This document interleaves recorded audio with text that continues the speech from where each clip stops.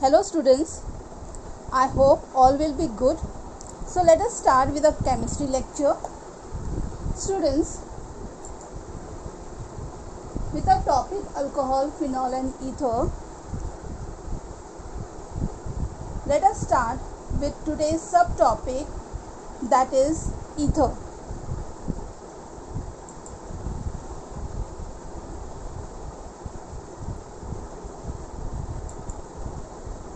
Preparation of ether. Now let us start with the subtopic ether, and in ether we will start with preparation of ether. Now the first is dehydration of alcohol. Alcohol when heated with dehydrating agent like concentrated sulfuric acid or phosphoric acid,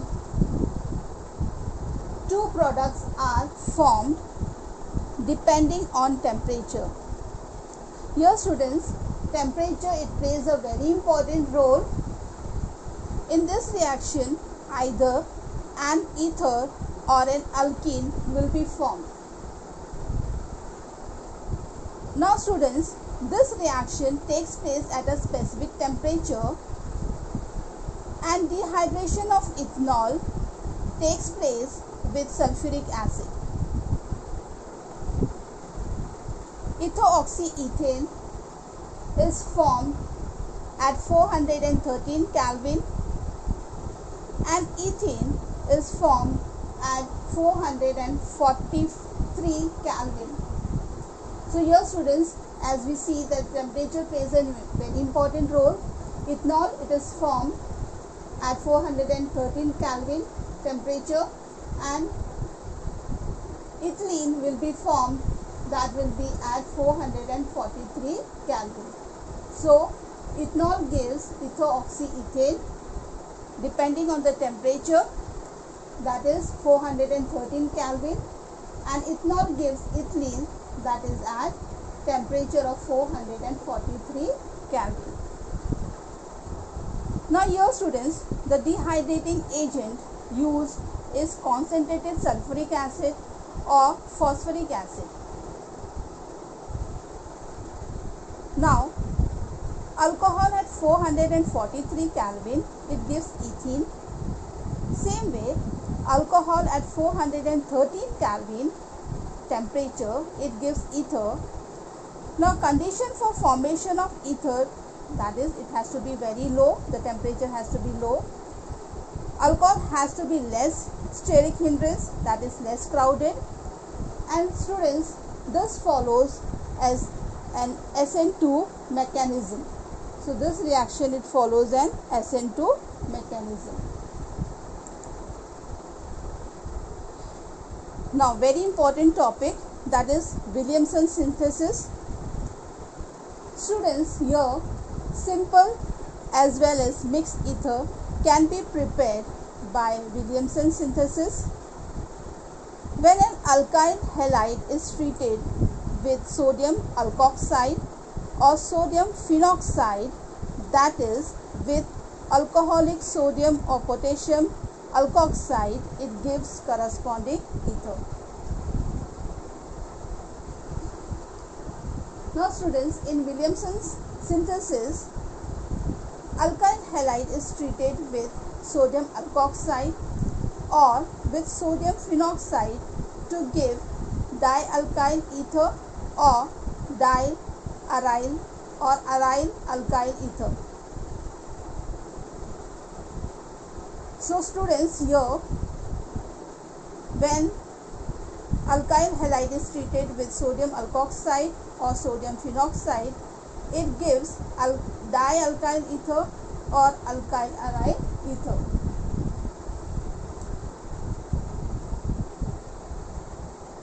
Now this reaction also follows SN2 mechanism.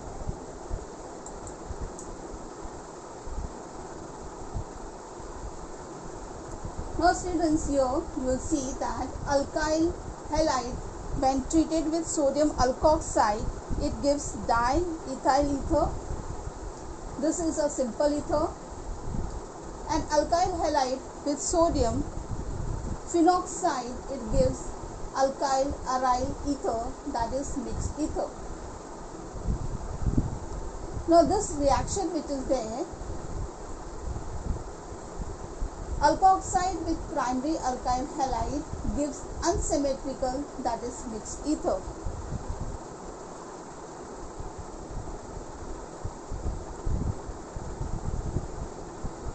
Now students, you must have studied about simple or symmetrical ether or mixed, that is unsymmetrical ether.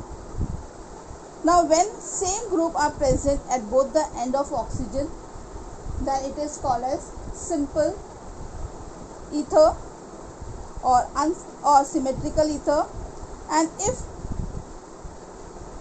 different groups are present at both the ends of oxygen, then it is called as unsymmetrical or mixed ether.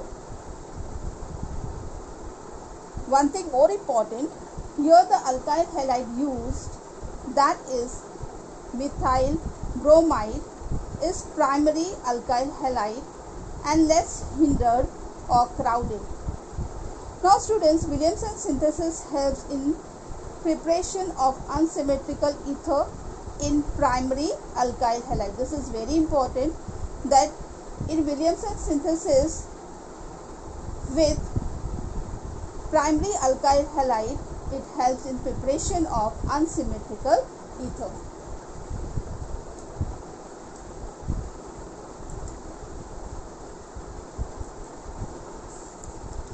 Now the next one is secondary and tertiary alkyl halide in Williamson's synthesis. Now students, over here, tertiary butyl chloride, when it is treated with sodium ethoxide, you get isobutene and ethanol. Now here students, if secondary or tertiary alkyl halide are used in Williamson's synthesis, it gives an alkene. Now this is so because secondary and tertiary alkyl halide which is used, it is more crowded or more steric hindered. Now very important thing, that aryl halide do not give Williamson's synthesis.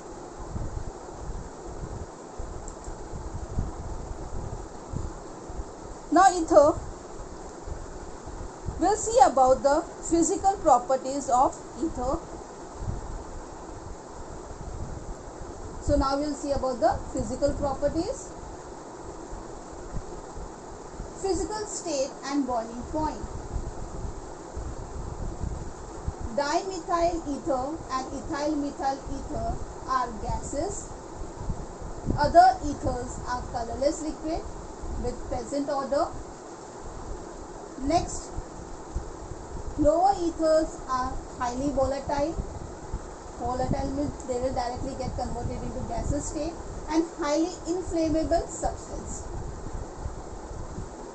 Next, boiling point of ether shows gradual increase with increase in the molecular mass. So as the molecular mass goes on increasing, the boiling point of ether also gradually increases. Now students, here we can see that in this table we can see the boiling point of some of the ethers are given over here.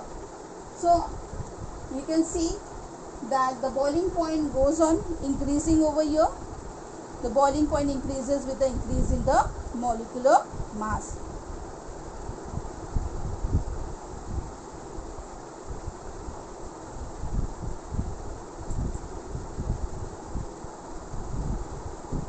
Now the next is polarity and solubility. Now the group which is present over here, COC, this group which is there, this is called as an ether group.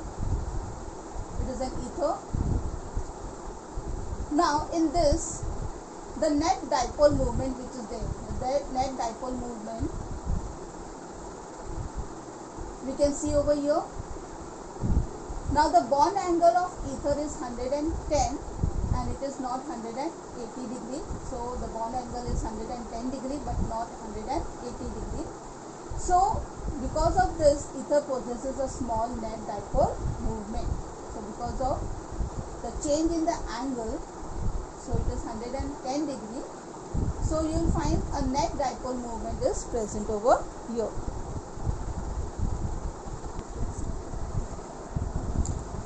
So the bond dipole movement of the two CO bond do not cancel each other.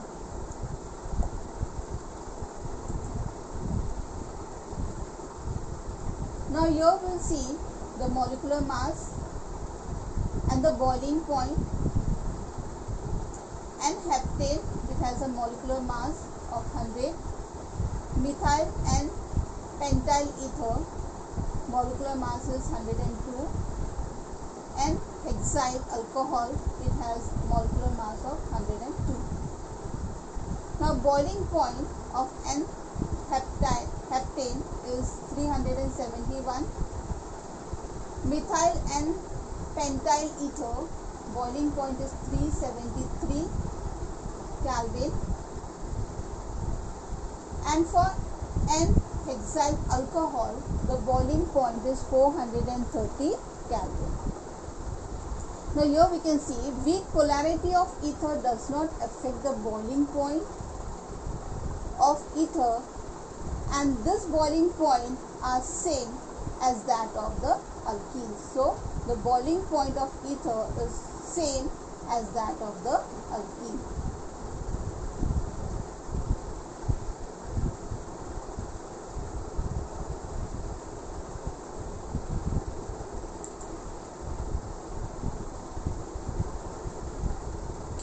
Now here we can see the hydrogen bond of ether with water.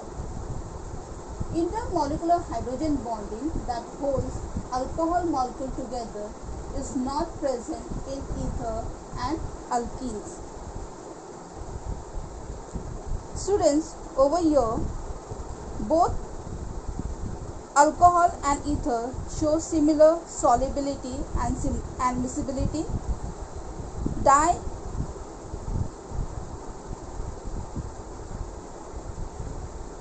Diethyl ether and N-butyl alcohol have same miscibility with water, that is 7.5. So if we will see the miscibility with water, then we can say that diethyl ether and N-butyl alcohol have the same miscibility, and that is about 7.5.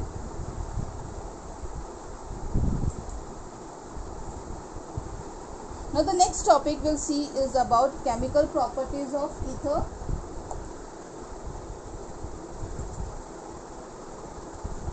Now the first one, laboratory test for ether. Ether in aqueous medium are neutral. Ethers do not react with base, cold dilute acid, reducing agent, oxidizing agent and active metals. So they do not react with all this. But ether dissolves in cold concentrated sulfuric acid, and you will get the formation of oxonium salt. So this is very important, as this property helps in distinguishing ether from hydrocarbons due to the formation of oxonium salt.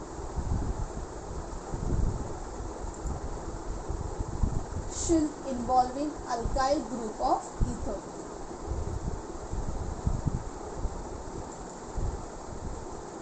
Formation of peroxide. Here you can see the molecule of diethyl ether. It reacts with oxygen and gives peroxide of diethyl ether. Ether combines with atmospheric oxygen to form peroxide. Students, over here with atmospheric oxygen, ether forms peroxide, and this peroxide formed is Harzius because they become volatile at high temperature. So over here, this peroxide which is formed, it is highly Harzius.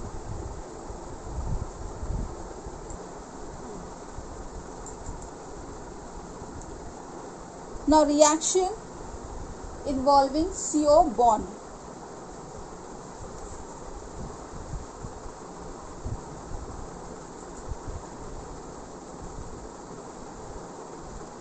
Reaction with hot dilute sulfuric acid. This reaction is also called as hydrolysis reaction. Ether, when heated with dilute sulfuric acid, undergoes hydrolysis to give alcohol or phenol. So here students will see that when ether it is treated with dilute sulfuric acid, you get alcohol over here, and also you get the formation of phenol.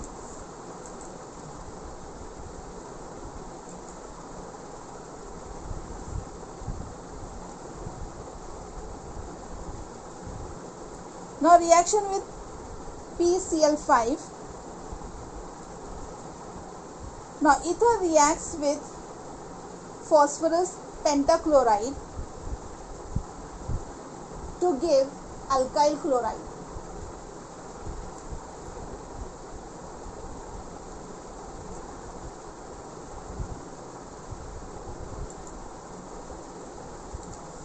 Now reaction with hot concentrated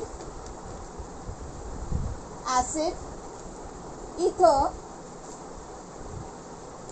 it gives with alkyl halide. Ether when reacts with alkyl halide, it gives an alkyl halide and alcohol. Alkyl ethers react with concentrated HI, that is hydrogen iodide. Alkyl ether reacts with concentrated HI and HBr to give alcohol and an alkyl halide. Now the order of reactivity of HX is HI, it is more reactive,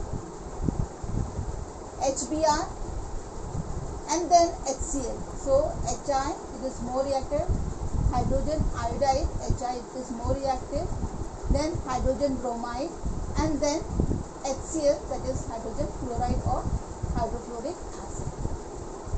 Now students, anisole with HI at 398 Kelvin, it gives phenol and methyl iodide.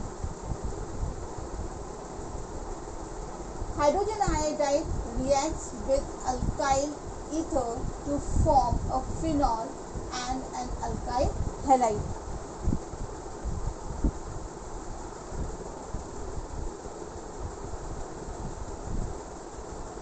Now students, anisole which is there over here, this is also called as methoxybenzene.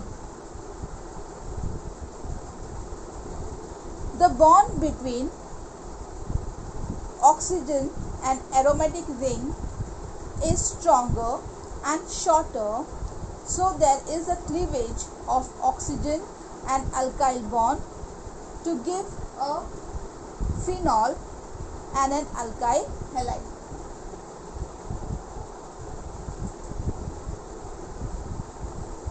Now the next is electrophilic substitution in aromatic ether. In aromatic ether, the alkoxy group is ring activating and ortho para directing group towards electrophilic aromatic substitution. Here students, we can see the resonating structure. Now here the plus R effect of OR group results in increasing the electron density at para and ortho position.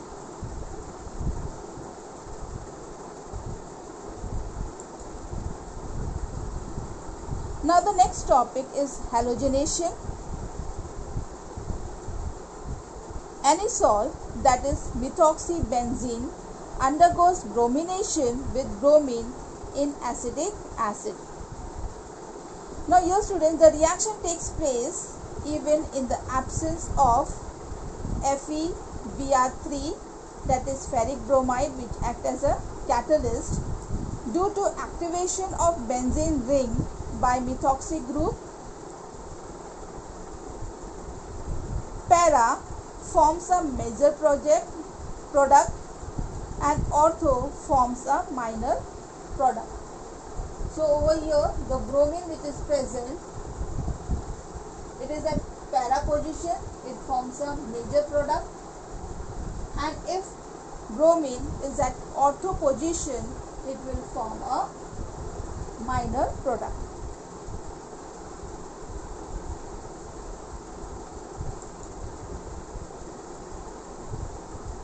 Now most important reaction in ether we'll study now, that is Federal-Kraft reaction. Now anisole, it reacts with CH3Cl in presence of Lewis acid, that is AlCl3, which acts as a catalyst to give 4-methoxytoluene, that is the major product, and 2-methoxytoluene, that will be the minor product. In same way, anisole, it reacts with CH3COCl, that is ethanoyl chloride, in presence of Lewis acid, that is AlCl3, to give 4-methoxyacetophenone, that will be the major product, and 2-methoxyacetophenone, that will be the minor product which will be formed.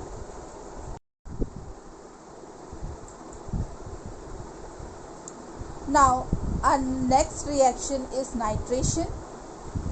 Anisole reacts with concentrated nitric acid in presence of concentrated sulfuric acid, which is also called as nitrating mixture, to give a mixture of ortho nitroanisole and para nitroanisole. See the reaction over here. Anisole, in presence of nitrating mixture, that is concentrated HNO3 and concentrated sulfuric acid, it gives 4-nitroanisole, that is the major product, and 2-nitroanisole, that is the minor product. Here students, concentrated nitric acid, that is HNO3, is an acid but it acts as a base over here, and concentrated sulfuric acid acts as an acid. Now in this reaction NO2 is generated. This NO2, which is nitronium ion, generated acts as an electrophile. Now anisole with this concentrated nitric acid and concentrated sulfuric acid, it gives para-nitroanisole and ortho-nitroanisole.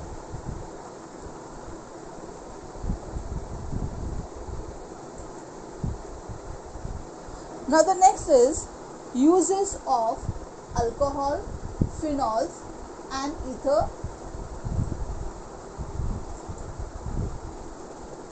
Uses of alcohols. Methyl alcohol is used as a solvent for paints and varnishes. Ethyl alcohol is used as antifreeze agent in automobile radiators. It is also used as solvent.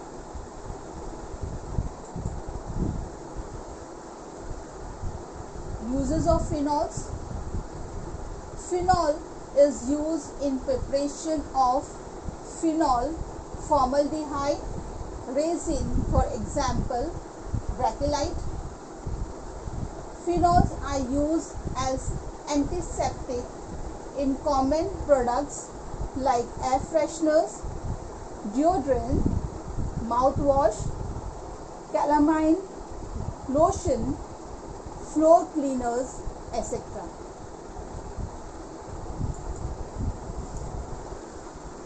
Uses of ethers. Earlier, diethyl ether was used as a general anesthetic in surgical operations. Diethyl ether is used as a solvent for Grignard reagent for fats, waxes, oils, etc. So these are the uses of alcohol, phenols and ethers. Thank you, students. So here we come to an end of the topic alcohol, phenol and ether.